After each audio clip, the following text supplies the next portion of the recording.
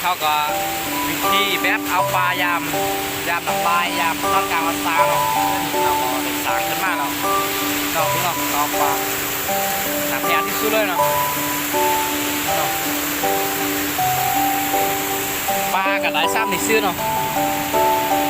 ปลากดเนาะโอ้ยลบมือไปแล้วนี่เนาะปลากด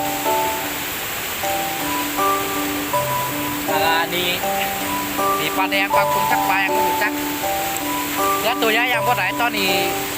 น้ำยังลายเกินไปเอาก็สามารถเอาได้เนาะเดี๋ยวจักหน่อยน้ำลุ่งแล้วก็สิได้อยู่จักหน่อยเบิ่งเนาะ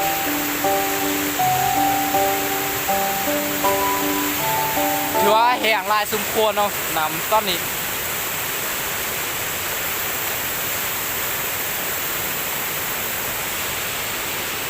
แห้งลายเนาะน้ำเนาะ